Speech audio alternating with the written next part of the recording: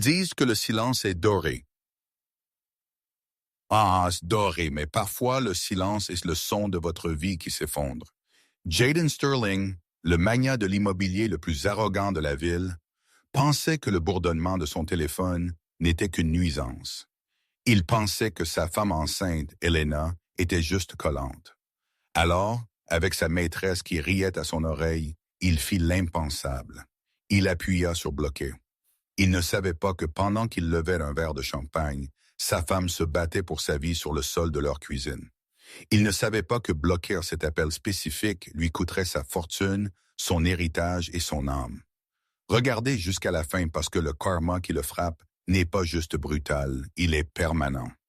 L'intérieur de l'Obsidian, le salon sur le toit le plus exclusif de Manhattan, sentait le velours froissé, les cigares importés et l'argent qui était trop vieux pour être poli.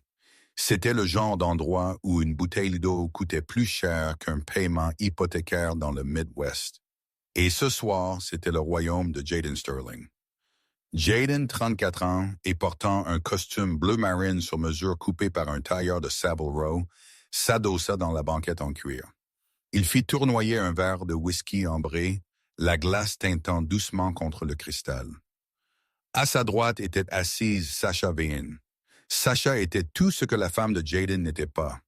Là où Elena était douce, calme et visiblement épuisée de porter l'héritier de Jaden pendant 8 mois, Sasha était des angles vifs, un rire fort, et vêtue d'une robe de soie rouge qui lui collait comme une seconde peau.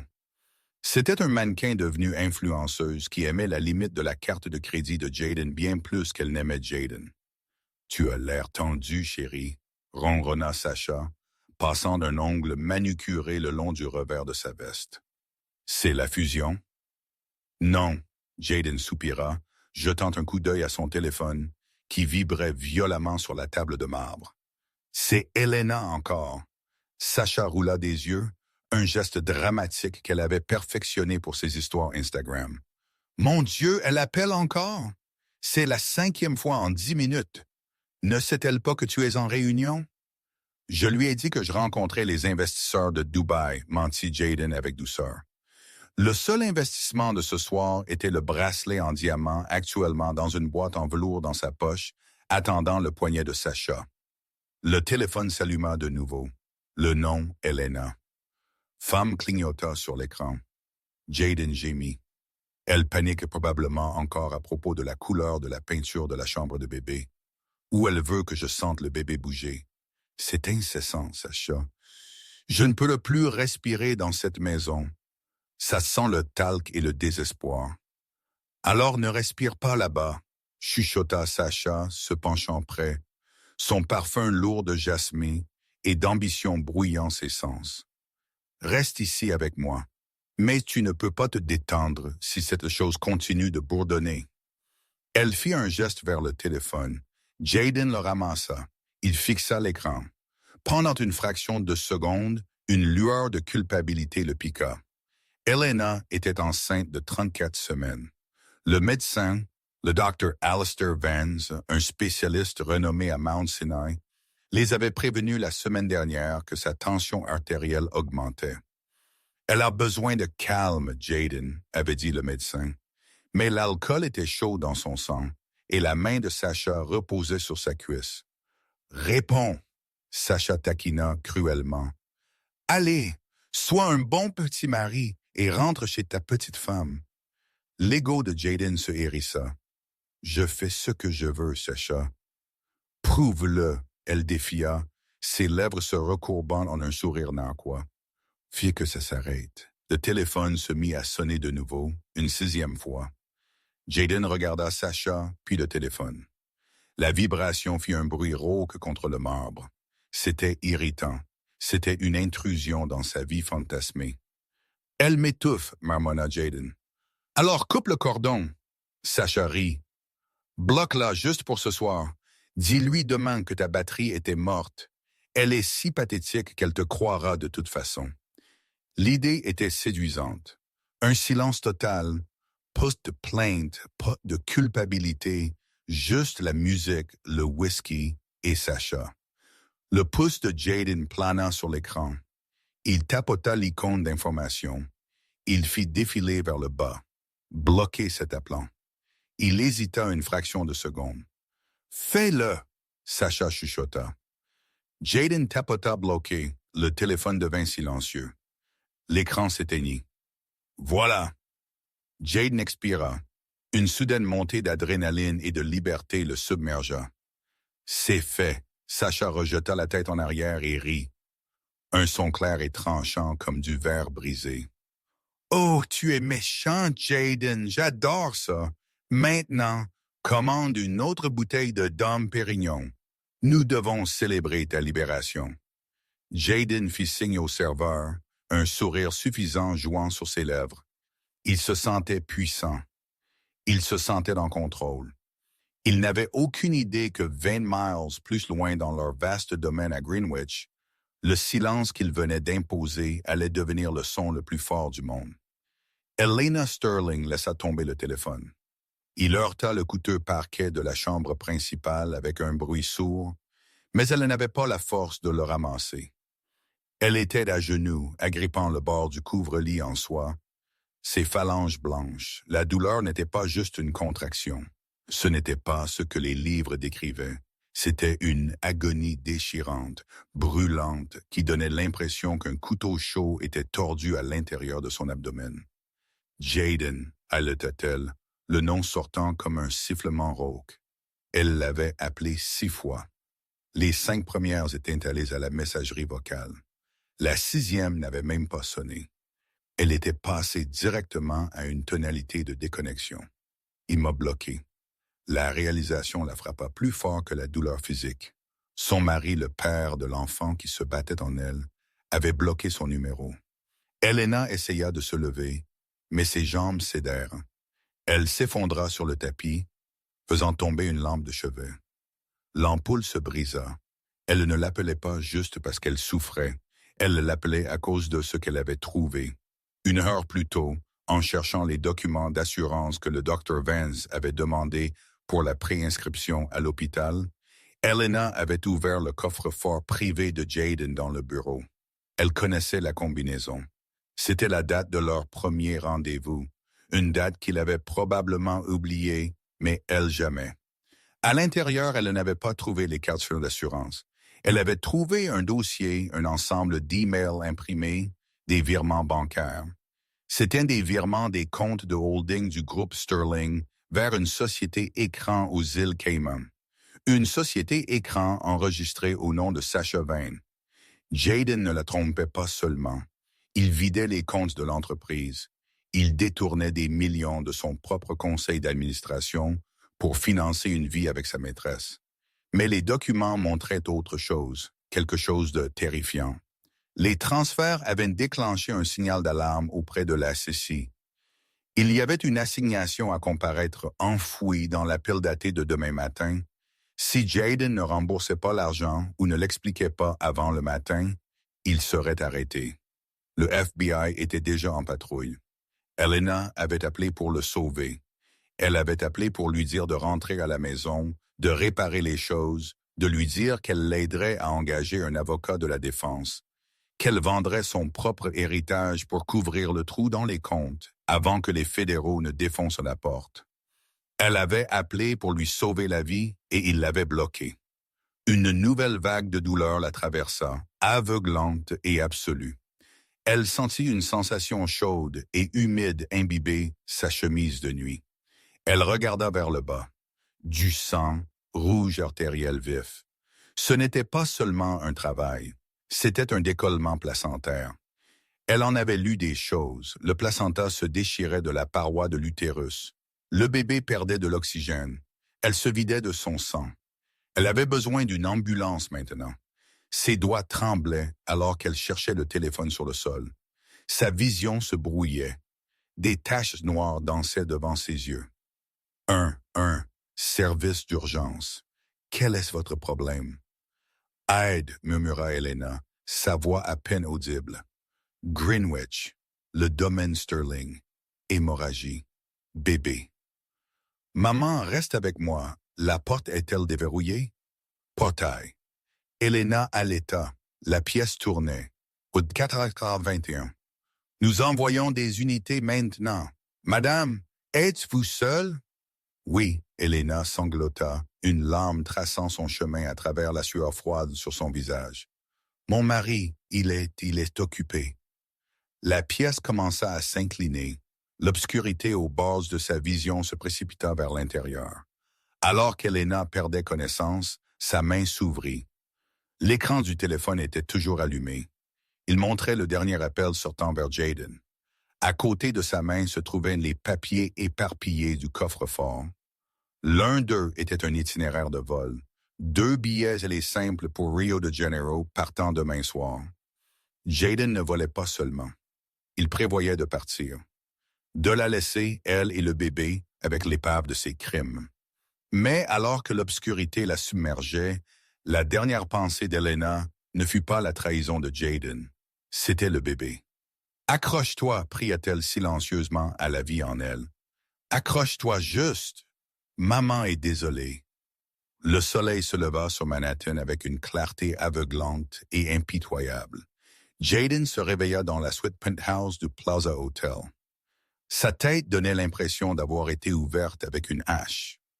Le whisky de l'Obsidian était de première qualité, mais il en avait consommé suffisamment pour noyer un marin. Il gémit, protégeant ses yeux de la lumière qui traversait les voiles transparents. Il se retourna. Sacha était parti. Il y avait une note sur l'oreiller écrite au rouge à lèvres sur du papier à en-tête de l'hôtel. « Parti pour un essayage. Shopping avec ta carte noire. » À tout à l'heure pour le déjeuner. Exoxo, Jayden eut un sourire narquois, bien que cela lui fasse mal au visage. Exigeante celle-là. Mais elle en valait la peine. Elle le faisait se sentir jeune. Il s'assit en se frottant les tempes.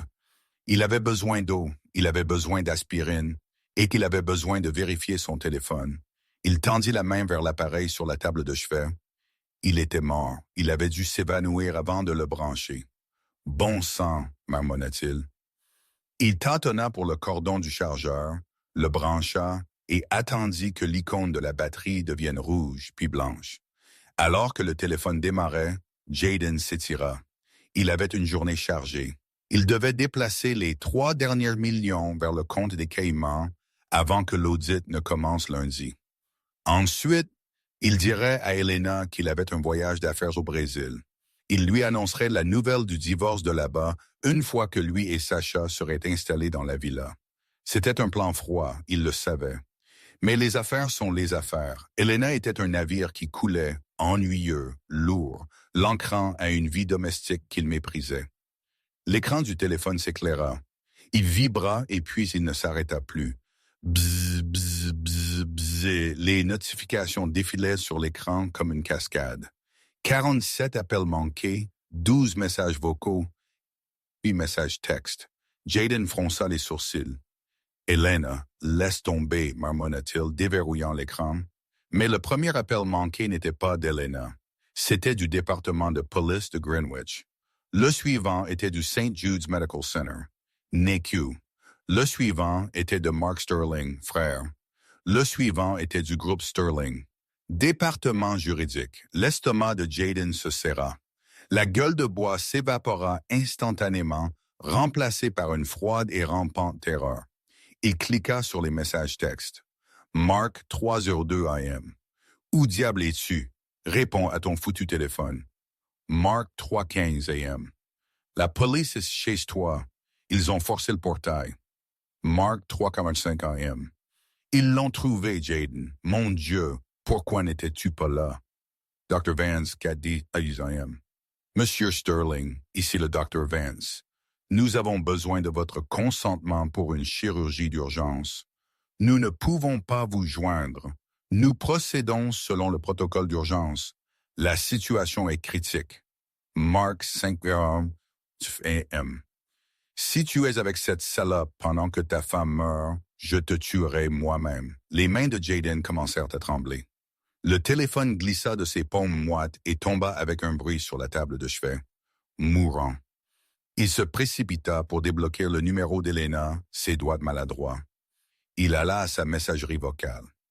Premier message non écouté, homme Tête de 15 de la part du 911. Une voix robotique et professionnelle remplit à la pièce. Monsieur Sterling, ici les services d'urgence de Greenwich. Votre femme a été transportée au St. Jude's Medical Center dans un état critique suite à une hémorragie grave. Nous l'avons trouvée inconsciente. Veuillez contacter l'hôpital immédiatement. Jaden se leva si vite que la pièce tourna. Il attrapa son pantalon par terre, sautant sur une jambe alors qu'il essayait de l'enfiler. Non, non, non! Il composa le numéro de l'hôpital. St. Jude's, comment puis-je vous diriger? Ma femme! Jaden cria, sa voix se brisant. Elena Sterling, est-elle là? Je suis son mari. Il y eut une pause sur la ligne, une pause qui dura trop longtemps. Un instant, Monsieur Sterling, je vous transfère au chef de chirurgie.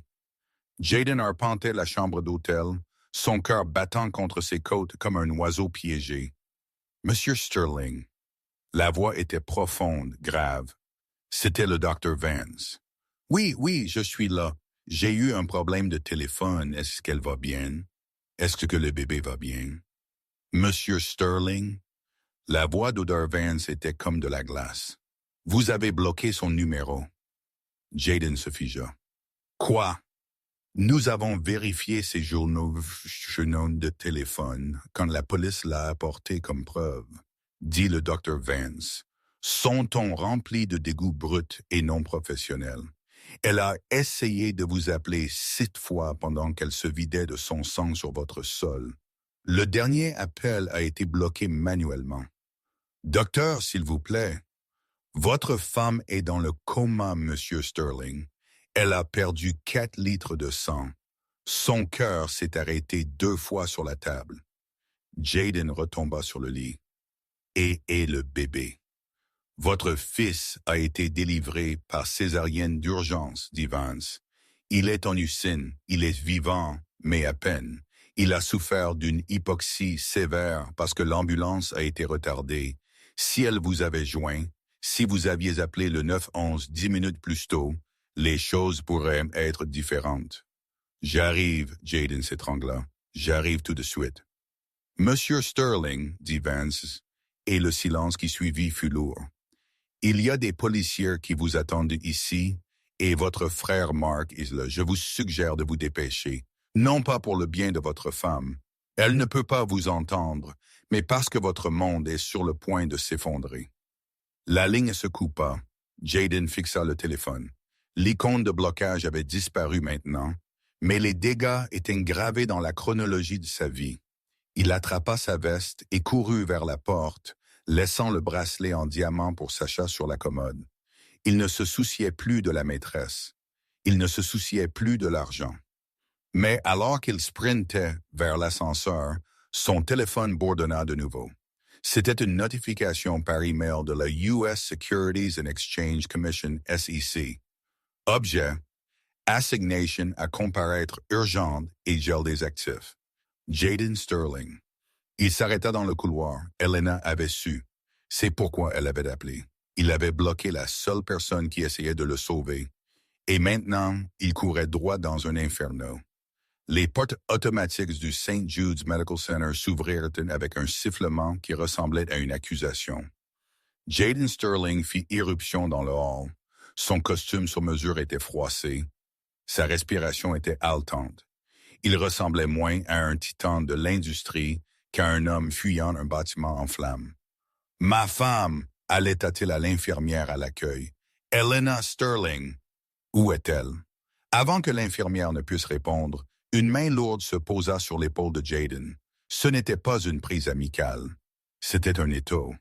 Jaden se retourna pour faire face à Mark, son frère aîné. Mark était le directeur financier du groupe Sterling, le cheval de trait silencieux et fiable face au flamboyant étalon de Jaden. Mais à ce moment-là, Mark ressemblait à un bourreau.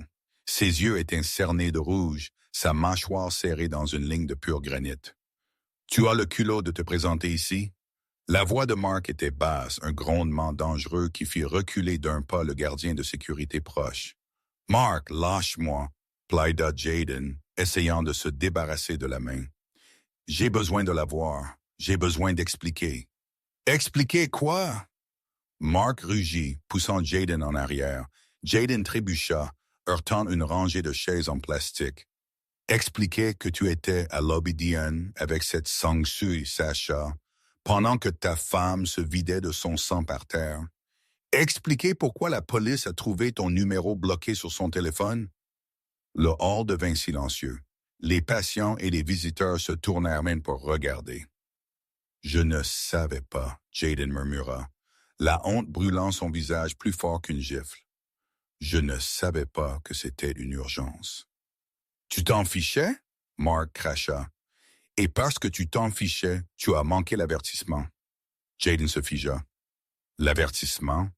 Mark plongea la main dans sa poche de manteau et en sortit un morceau de papier froissé et taché de sang. C'était une photocopie d'un document de virement bancaire. La police a trouvé ça serré dans sa main, Jayden. Dans l'ambulance, elle était délirante.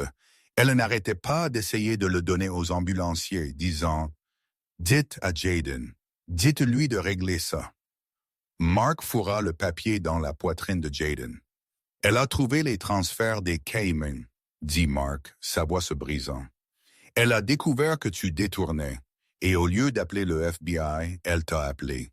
Elle essayait de te prévenir que l'assignation de la CC tombait ce matin. Elle essayait de te donner une longueur d'avance pour remettre l'argent avant que tu n'ailles en prison. » Jayden fixa le papier. La tache de sang dans le coin avait la forme d'une larme. L'horreur le submergea, froide et absolue. Eliana n'avait pas appelé pour réprimander. Elle n'avait pas appelé pour se plaindre. Elle avait appelé pour lui sauver la vie, sa réputation et sa liberté. Elle était prête à devenir complice pour couvrir ses crimes, juste pour protéger leur famille. Et il l'avait bloquée parce que Sacha lui avait dit de le faire. « Où est-elle? » Jayden s'étouffa. « Usine, 3e étage, » dit Mark s'écartant. « Mais n'ose pas penser que tu y vas pour être un mari. Tu y vas pour dire au revoir. » Jayden courut. Il ignora l'ascenseur et prit les escaliers, les montant 2 par 2, ses poumons brûlants. Quand il atteignit la salle d'attente de l'usine, il fut arrêté par 2 agents en uniforme. « Monsieur Sterling ?» demanda l'un d'eux, se mettant sur son chemin. « Détective Miller, PD de Greenwich, nous devons vous parler. » « Pas maintenant. » Jayden les dépassa. « Monsieur, » dit le détective, le saisissant par le bras, « nous avons un mandat pour votre téléphone et nous avons des questions sur les circonstances des blessures de Madame Sterling.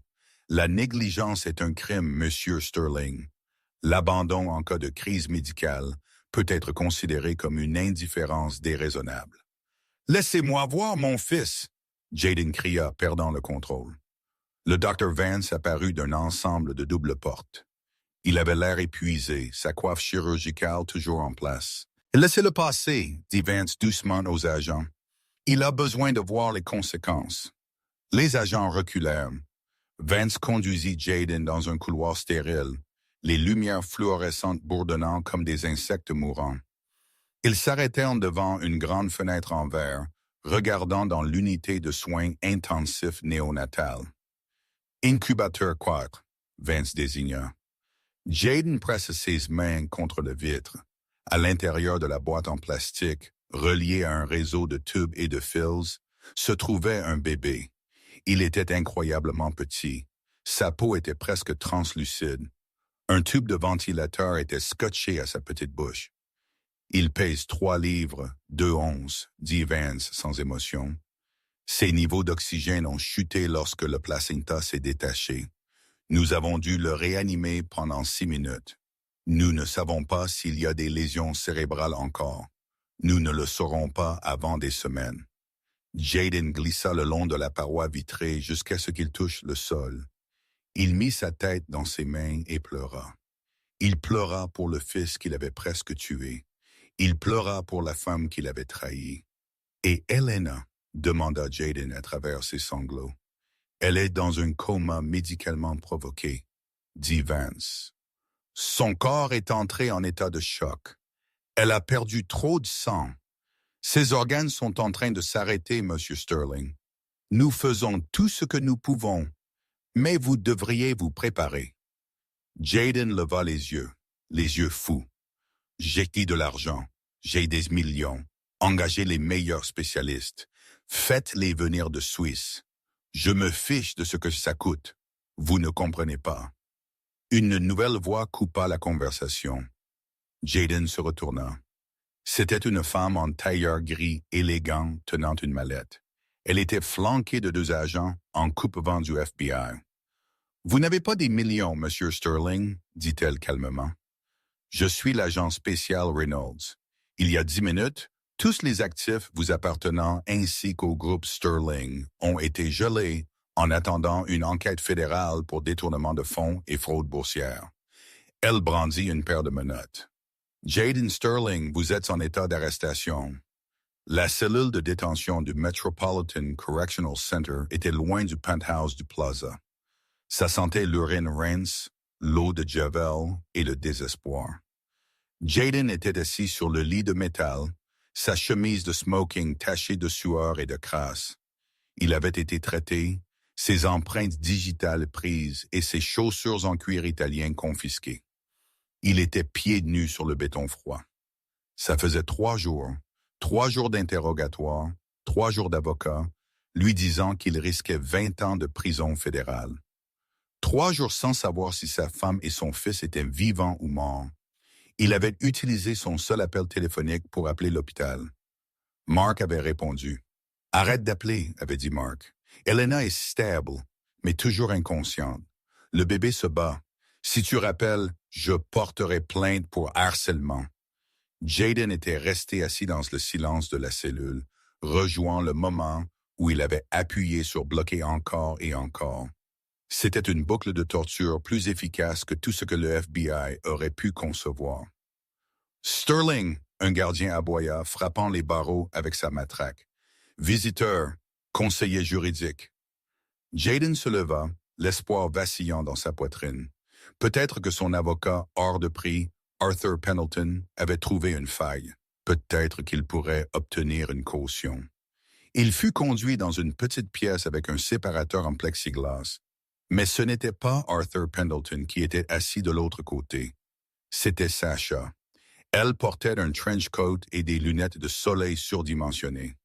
Elle n'avait pas l'air d'une beauté dévastatrice aujourd'hui. Elle avait l'air agacée.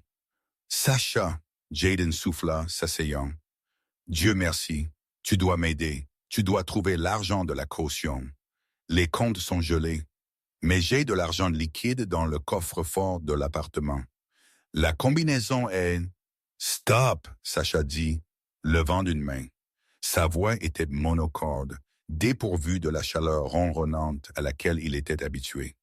Elle enleva ses lunettes de soleil. Ses yeux étaient froids. « Je ne suis pas ici pour te faire sortir de prison, Jayden. Je suis ici pour te dire que mon avocat m'a conseillé de couper tout contact. » Jayden cligna des yeux. « Quoi? Sasha, nous sommes ensemble dans cette affaire. Le comte des Caïmans. Il est à ton nom. Tu dois expliquer que je le détenais juste pour des raisons fiscales. Si tu témoignes. » Sasha rit. C'était le même rire qu'elle avait utilisé à l'Obsidian quand elle lui avait dit de bloquer Elena. Mais maintenant, cela sonnait démoniaque. « À mon nom. » Sasha secoua la tête. « Jayden, t'es vraiment un idiot. As-tu lu les documents que je t'ai fait signer le mois dernier? Ceux que tu pensais être pour le portefeuille d'investissement. » Jayden sentit un frisson qui n'avait rien à voir avec l'air de la prison. « Qu'as-tu que tu fais? » « J'ai transféré les holdings des Caïmans à un trust aveugle il y a 2 jours. » Sasha sourit, vérifiant sa manucure. « Techniquement, cet argent n'existe plus. Et comme le compte a été configuré avec ta signature numérique, tu es le seul responsable du détournement. »« Tu m'as volé, » Jayden murmura. « Je t'ai tout donné. J'ai quitté ma femme pour toi. »« Tu as quitté ta femme parce que tu es un narcissique qui s'est ennuyé. » Sasha le corrigea sèchement. « Et je suis resté parce que tu étais un distributeur automatique pratique. » « Mais les distributeurs automatiques n'ont plus d'argent, Jayden. Et celui-ci? » Elle tapota la vitre entre eux. « Celui-ci est hors service. » Elle se leva, boutonnant son manteau. « Oh, et les fédéraux m'ont offert un accord, une immunité totale. En échange de mon témoignage sur ton comportement erratique, je leur ai tout raconté sur la façon dont tu m'as forcé à cacher l'argent. J'ai très bien joué la victime. Je crois que j'ai même versé une larme. Jaden claqua son poing contre la vitre. Sorcière, je vais te tuer, je vais te tuer. Des gardiens se précipitèrent, saisissant Jaden par les bras.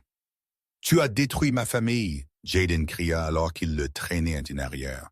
Tu m'as fait la bloquer. Sasha ne s'y a même pas. Elle le regarda simplement avec une légère pitié. Je ne t'ai rien fait faire, Jaden, dit-elle doucement, sa voix transperçant la pièce. Tu as tenu le téléphone, tu as appuyé sur le bouton. Tu m'as choisi plutôt qu'elle. Ne blâme pas le miroir pour ton affreuse réflexion. Elle se retourna et sortit, ses talons claquant rythmiquement sur le linoléum.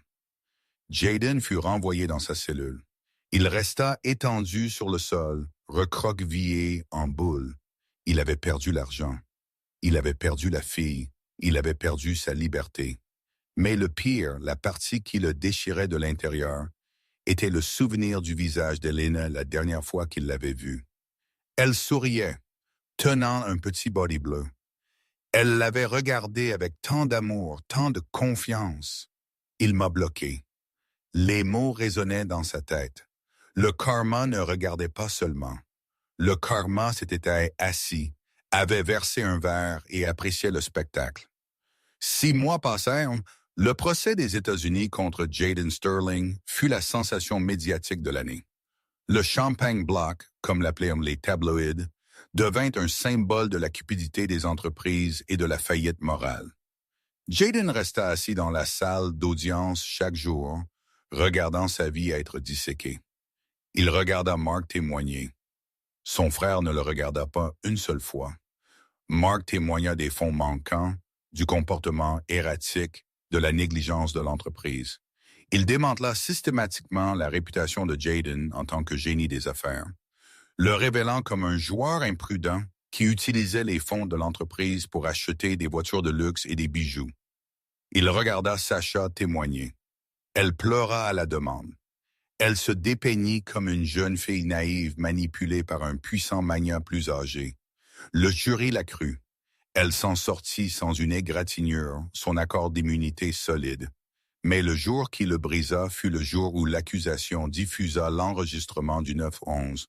La salle d'audience devint silencieuse. Aide, Greenwich, le domaine Sterling, hémorragie, bébé. La voix d'Elena, faible et terrifiée, emplit la pièce. Mon mari, il est occupé. Jaden posa sa tête sur la table de la défense et sanglota ouvertement. Son avocat essaya de le faire taire, mais Jaden ne pouvait pas s'arrêter. Le son de sa femme mourant seule pendant qu'il buvait du whisky était un son qui le entrait jusqu'à sa tombe. Le verdict prit 2 heures, coupable de tous les chefs d'accusation. La juge, une femme sévère nommée Judge Holloway, regarda Jaden par-dessus ses lunettes. « Monsieur Sterling, dit-elle, sa voix résonnant d'autorité, vos crimes financiers sont graves, mais vos manquements moraux sont catastrophiques. Vous avez montré un mépris total pour la vie humaine, la vie de votre femme et de votre enfant, à naître en faveur de votre propre hédonisme. Je vous condamne à 15 ans de prison fédérale sans possibilité de libération conditionnelle avant au moins 10 ans. » Le marteau claqua. Cela sonna comme un coup de feu. Alors que l'huissier emmenait Jaden enchaîné, il regarda vers le fond de la salle d'audience. Les lourdes portes en chêne s'ouvrirent. Une femme en fauteuil roulant entra, poussée par une infirmière. C'était Elena. Elle était pâle, plus mince qu'il ne s'en souvenait, et elle avait l'air fragile, comme une poupée de porcelaine recollée, mais ses yeux étaient clairs. Sur ses genoux se trouvait un porte-bébé. Jaden s'arrêta. L'huissier tira son bras, mais Jaden planta ses pieds. « Elena !» il haleta. Elena le regarda. Il n'y avait pas de colère dans ses yeux. Il n'y avait pas de haine. Il y avait quelque chose de bien pire. L'indifférence. Elle le regarda de la même manière qu'on regarde un étranger dans le métro. « Laissez-moi le voir, » Jaden supplia. S'il vous plaît, juste une fois, laissez-moi voir Léo. Elena ne parla pas. Elle plaça simplement sa main sur le porte-bébé, protégeant l'enfant du regard de Jaden. C'était un geste protecteur, définitif. Elle tourna la tête vers l'homme debout à côté d'elle. Mark.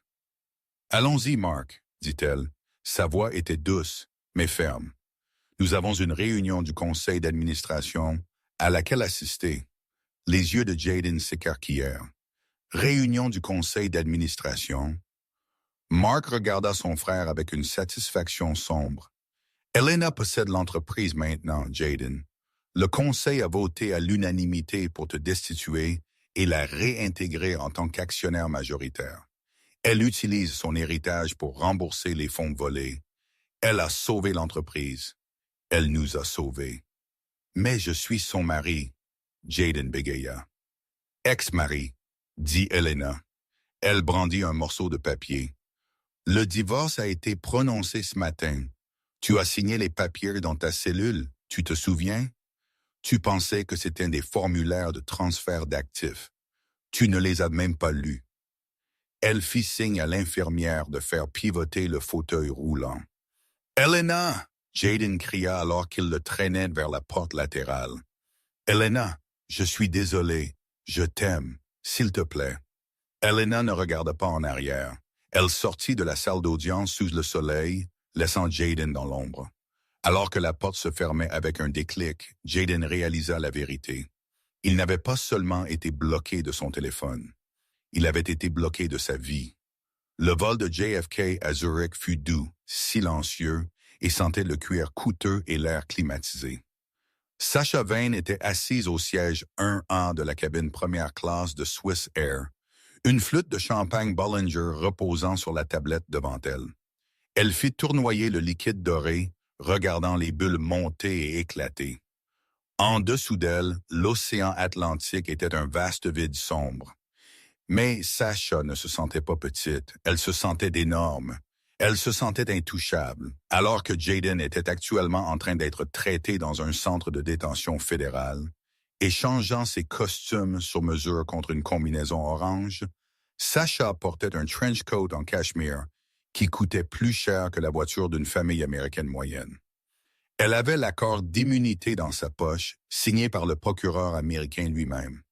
Elle était sortie de ce tribunal la tête haute, jouant le rôle de la victime manipulée si parfaitement que même le jury l'avait regardée avec pitié. Mais la vraie victoire n'était pas la liberté. C'était l'argent. 3 millions de dollars. Il était assis dans un trust aveugle aux îles Caïmans, caché derrière des couches de société écran et de chiffrement numérique. Nebula Holdings. Jaden, dans son arrogance, lui avait donné le contrôle total des mois auparavant, pensant qu'il cachait des actifs à la City. Il n'avait pas pris la peine de lire les petits caractères de l'accord de maintenance qu'elle avait glissé dans la pile. Il pensait qu'elle n'était qu'un joli visage à tenir à son bras lors des galas. Il n'avait jamais réalisé que c'était elle qui tenait le couteau jusqu'à ce qu'il soit enfoui dans son dos. « Plus de champagne, mademoiselle ?» demanda l'agent de bar, sa voix feutrée et déférente. « Laissez la bouteille, » dit Sasha, sans prendre la peine de lever les yeux de son reflet dans la fenêtre. « Et apportez-moi le service de caviar, je célèbre. » Bien sûr, Sasha sourit à son reflet. Elle avait l'air fatiguée. Le procès avait été épuisant, mais rien qu'une semaine au spa dans les Alpes suisses ne pourrait arranger. Elle avait tout planifié. Elle atterrirait à Zurich, irait directement à la Banque de Loré pour liquider le compte et disparaîtrait ensuite, peut-être à Monaco, peut-être à Dubaï. Quelque part avec du soleil, de l'argent et des hommes qui ne posaient pas trop de questions. Elle sortit son téléphone, faisant défiler les derniers messages textes que Jaden lui avait envoyés avant son arrestation. « Je t'aime, Sasha. Nous allons arranger ça. »« Pourquoi ne réponds-tu pas, Sasha? S'il te plaît. » Elle les supprima un par un. Supprimer, supprimer, supprimer. « Au revoir, Jaden, » murmura-t-elle à la cabine vide. « Merci pour le fonds de retraite. » Elle dormit profondément le reste du vol, rêvant de diamants et d'eau bleue. Elle ne savait pas que c'était le dernier sommeil paisible qu'elle aurait de sa vie. Zurich était froide, précise et en niveau de gris. La banque Delore était située sur la Bahnhofstrasse, une forteresse de pierre et de fer qui ressemblait moins à une banque qu'à un mausolée pour l'argent. Sacha entra à 9 heures pile. Elle avait dépensé ses derniers milliers pour une suite au Dalder Grand Hotel et une nouvelle tenue de Chanel. L'apparence était tout. Si vous aviez l'air de posséder le monde, les gens vous laissaient généralement le prendre. « J'ai un rendez-vous avec Monsieur Dubois », dit Sacha à la réceptionniste, faisant glisser ses lunettes de soleil sur son nez. « Je suis Sacha Vane. » La réceptionniste ne sourit pas. Elle tapa quelque chose sur son terminal, ses yeux parcourant l'écran. « Monsieur Dubois vous attend. 3e étage, le salon privé. » Sacha prit l'ascenseur. Son cœur battait un peu plus vite maintenant. C'était ça. Une fois le transfert confirmé, elle serait vraiment libre. Monsieur Dubois était un petit homme à la posture impeccable et aux lunettes qui grossissaient ses yeux, lui donnant l'air d'un hibou sceptique. Il se leva à son entrée, désignant une chaise en cuir moelleux. « Mademoiselle Vane, dit-il. Son accent était épais, son ton neutre. « Veuillez vous asseoir. »« Faisons vite, dit Sacha, posant son sac en peau de crocodile sur le bureau. « J'ai une réservation pour le déjeuner. Je veux liquider le compte Nebula Holdings. » Tout. Virement bancaire vers ce compte aux Seychelles. Elle fit glisser un morceau de papier sur le bureau en acajou. Dubois ne le ramassa pas. Il la regarda simplement. Le silence s'étira, lourd et inconfortable. « Y a-t-il un problème ?» demanda Sacha, sa voix s'aiguisant. « Mademoiselle, commença Dubois, croisant les mains sur le bureau. La banque en Suisse est fondée sur la confidentialité. Nous sommes fiers de notre discrétion. Cependant, nous sommes également liés par des normes réglementaires internationales, en particulier lorsqu'il s'agit de produits du crime. » Sacha rit, un son court et nerveux. « Criminel, j'ai un accord d'immunité. J'ai été disculpé de toutes les accusations. Cet argent est légalement le mien. » « L'accord d'immunité vous protège des poursuites aux États-Unis, » dit Dubois calmement.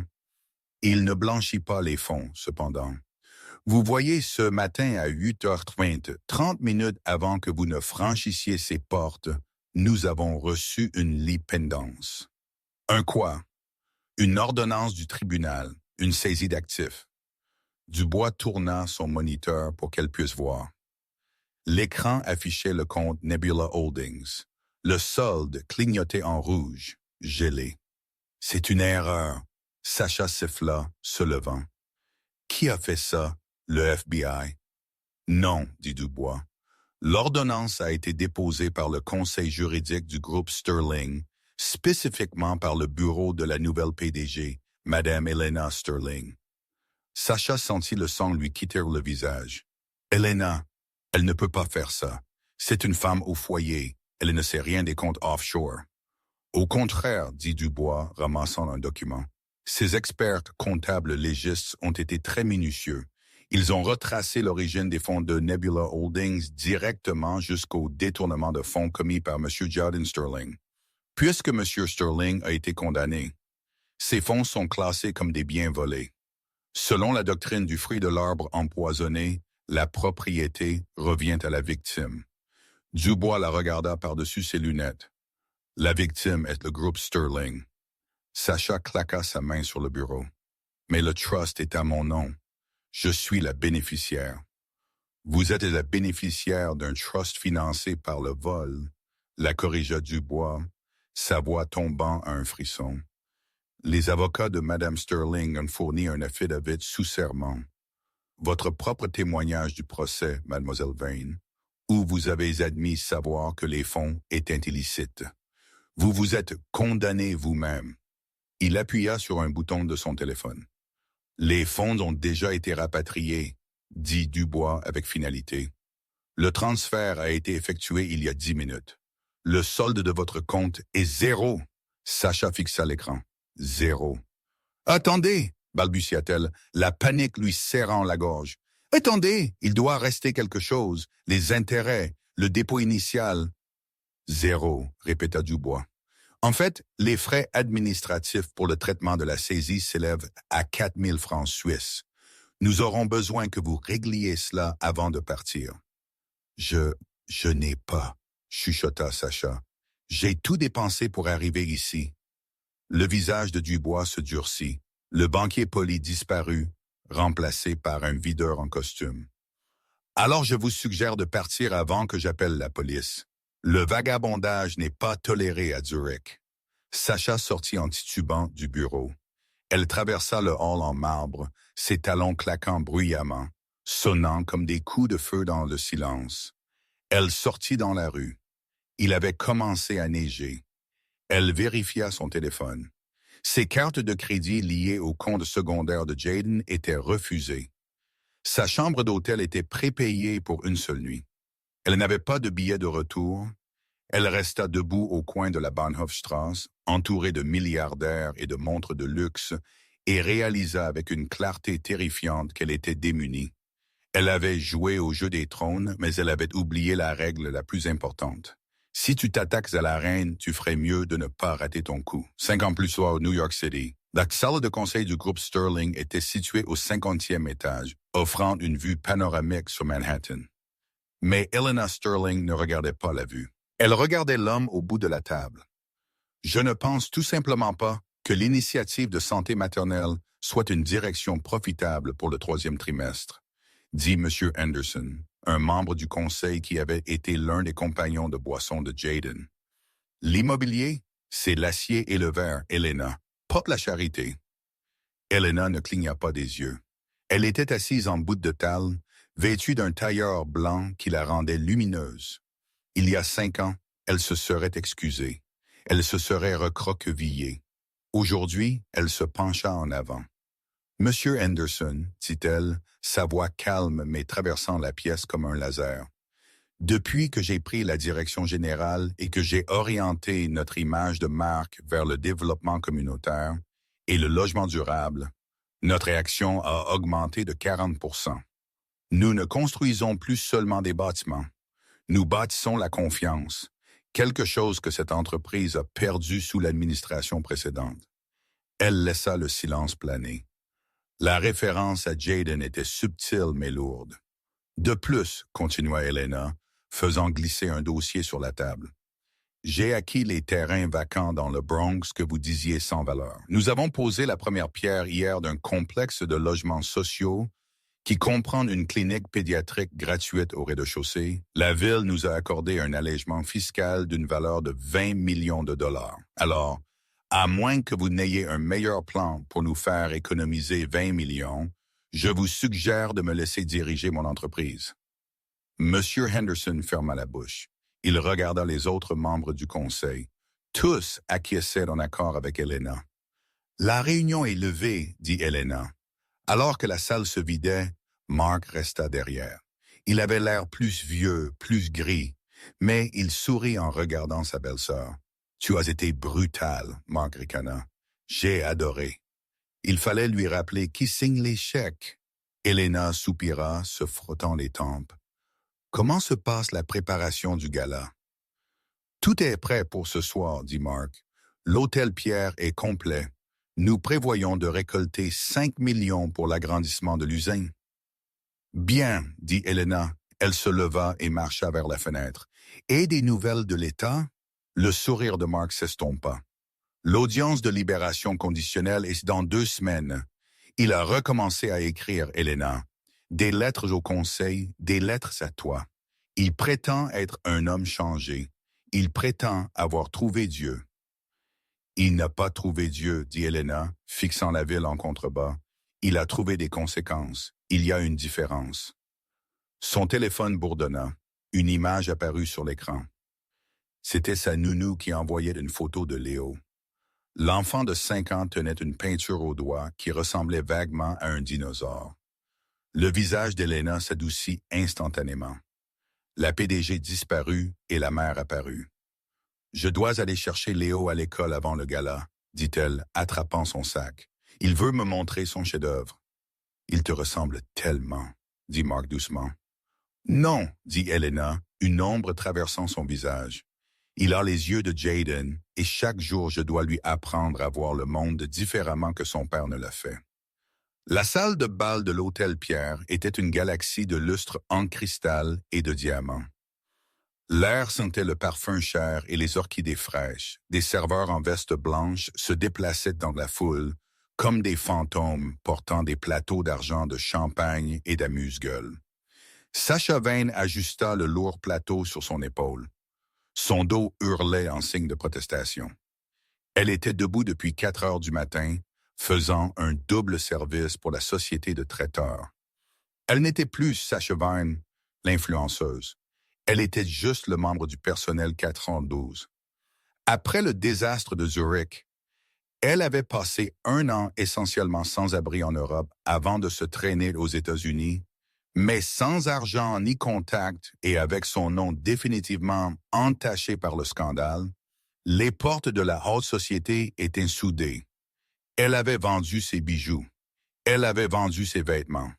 Maintenant, elle vivait dans un studio à Queens qui sentait le chou bouilli et travaillait des petites boulosses de traiteur où elle servait les mêmes personnes avec qui elle faisait de la fête. Elle gardait la tête baissée, terrifiée que quelqu'un la reconnaisse. Mais honnêtement, elle se reconnaissait à peine elle-même. Son visage était marqué par le stress, ses mains étaient rugueuses à cause des produits de nettoyage, et ses cheveux autrefois brillants étaient ternes et tirés en un chignon obligatoire sévère. Champagne, marmonna-t-elle à un groupe d'hommes en smoking. Ils prirent les verres sans même la regarder. Pour eux, elle était un meuble. Soudain, la pièce devint silencieuse, les lumières s'estompèrent et un projecteur frappa la scène. « Mesdames et messieurs », énonça l'orateur d'une voix retentissante, « veuillez accueillir la présidente de la Fondation Sterling, Madame Elena Sterling. » Sasha se figea. Elle regarda vers la scène. Elena entra. Elle était à couper le souffle. Elle portait une robe vert émeraude qui scintillait comme de l'argent liquide. Elle marchait avec une grâce et une confiance que Sasha n'avait jamais possédées. La foule éclata en applaudissements. Des applaudissements sincères, adorateurs. Sasha sentit un coup physique à l'estomac. Ça aurait dû être sa vie. Si elle avait juste attendu, si elle avait juste été plus intelligente. Elena parla de résilience, de l'obscurité du passé et de la lumière de l'avenir. Chaque mot était un poignard dans le cœur de Sasha. Après le discours, la musique reprit. Sasha essaya de se retirer à la cuisine pour se cacher au fond et faire la vaisselle. N'importe quoi pour éviter d'être près d'elle. « Excusez-moi, mademoiselle. » Une voix l'arrêta. Sasha se retourna, l'angoisse s'accumulant dans son estomac. C'était Elena. Elle était debout à seulement 60 cm, tenant la main d'un petit garçon, un smoking miniature. Le garçon, Léo, regardait le plateau de douceur que Sasha tenait. « Je peux avoir un cookie ?» demanda Léo, les yeux grands ouverts. Elena leva les yeux de son fils vers la serveuse. Pendant un instant, le temps s'arrêta. Les yeux d'Elena s'écarquillèrent légèrement. Elle remarqua l'uniforme bon marché, le badge indiquant Sarah. Les raides de fatigue autour des yeux, les mains tremblantes. Sasha voulait courir. Elle voulait crier. Elle voulait supplier d'être pardonnée. Mais sa gorge était serrée par la honte. « Sasha, » dit Elena, ce n'était pas une question. C'était une confirmation. Sasha baissa la tête. « Je travaille juste, Madame Sterling. J'avais besoin du service. S'il vous plaît, ne me renvoyez pas. » La supplication resta en suspens dans l'air, pathétique et petite. Elena regarda la femme qui avait ri alors qu'elle saignait. Elle se souvenait de l'appel téléphonique. Elle se souvenait du blocage. Elle se souvenait de la cruauté. Mais en regardant la créature brisée devant elle, Elena réalisa que la haine était une émotion trop coûteuse à gaspiller sur quelqu'un d'aussi fauché. Elena s'agenouilla à la hauteur de son fils. « Léo, dit-elle, sa voix assez claire pour que Sasha l'entende. Dis merci à la dame. »« Merci, » Léo gazouilla, attrapant un cookie. Elena se leva. Elle regarda Sasha dans les yeux. Il n'y avait pas de colère. Il n'y avait pas de suffisance, juste une indifférence profonde et dévastatrice. Les serviettes sur la table 4 ont besoin d'être rafraîchies, dit Elena calmement. Puis elle tourna le dos. Elle prit la main de Léo et s'éloigna vers la lumière, vers la foule d'amis et d'admirateurs. Sacha resta là, serrant le plateau d'argent. Elle les regarda partir. Elle n'était plus une méchante. Elle n'était plus une rivale. Elle n'était que laide. Une seule larme coula sur sa joue, chaude et amère. Elle l'essuya avec sa main rugueuse et se tourna vers la table 4. La cellule mesurait 6 pieds sur 8. Elle contenait des toilettes en acier, une couchette et une petite étagère. C'était l'empire de Jaden Sterling maintenant. Il était assis sur le bord de la couchette, fixant le sol en béton. Il avait 40 ans, mais il en paraissait 60. Ses cheveux s'amincissaient et sa peau avait le teint gris pâle d'un homme qui n'avait pas vu la lumière directe du soleil depuis des années. « Sterling Courrier !» cria un gardien, jetant un magazine à travers les barreaux. Il atterrit sur le sol avec un bruit sec. Jaden le ramassa. C'était Forbes. Il avait dépensé son dernier argent de cantine pour s'y abonner. C'était sa seule fenêtre sur le monde qu'il dirigeait autrefois. Il se figea. La couverture était une photo d'Elena, la renaissance d'un héritage. Elena Sterling sur la maternité, les milliards et l'avenir. Elle avait l'air puissante. Elle avait l'air heureuse. Elle avait l'air de n'avoir jamais versé une larme de sa vie. Jaden traça son visage avec son pouce. Ses mains tremblaient. « Elle a l'air bien, n'est-ce pas? » Jaden sursauta. Son codétenu, un homme massif nommé Tiny qui purgeait une peine à perpétuité pour vol à main armée, se penchait du haut de la couchette. « C'est ma femme, » murmura Jaden. « Ex-femme? » Tiny corrigea avec un rire cruel. « Et d'après l'article, elle vaut 3 fois ce que tu valais quand tu t'es fait pincer. Il est dit ici qu'elle vient de faire don de 5 millions à un hôpital. Tu as déjà fait don de 5 millions, Jaden? » Jaden ne répondit pas. Il ne pouvait pas respirer. « Gardienne! » Jaden cria, courant vers les barreaux. « Gardienne, j'ai besoin du téléphone. Il me reste des minutes. »« Fais vite, Sterling! » grommela le gardien, déverrouillant la cellule à distance. Jaden courut dans le couloir jusqu'au téléphone mural. Ses doigts s'agitèrent en composant le numéro. Il l'avait composé chaque semaine pendant 5 ans. Il tombait généralement sur la messagerie vocale, mais ce soir, peut-être à cause du gala, quelqu'un décrocha. « Bonjour !» C'était une voix d'enfant, essoufflée, joyeuse. Jaden agrippa le combiné. « Léo, qui est-ce » demanda le garçon. « Maman dit que je ne peux pas parler aux étrangers. » « Je ne suis pas un étranger. » Jaden bégaya, des larmes coulant sur son visage. « Léo, c'est ton...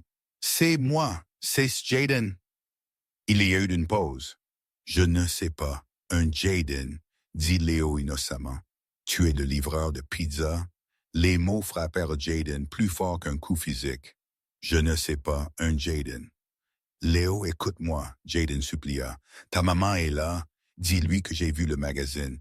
Dis-lui que je suis fier d'elle. Dis-lui que je suis désolé. S'il te plaît, dis-lui juste, Léo. » La voix d'Elena retentit en arrière-plan, lointaine mais claire.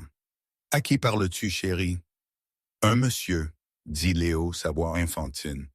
Il y eut un silence de l'autre côté, puis le bruit du téléphone décroché. « Bonjour. » La voix d'Elena, froide, tranchante. « Elena. » Jaden pleura. « Elena, c'est moi. S'il te plaît, ne raccroche pas. Je veux juste entendre ta voix.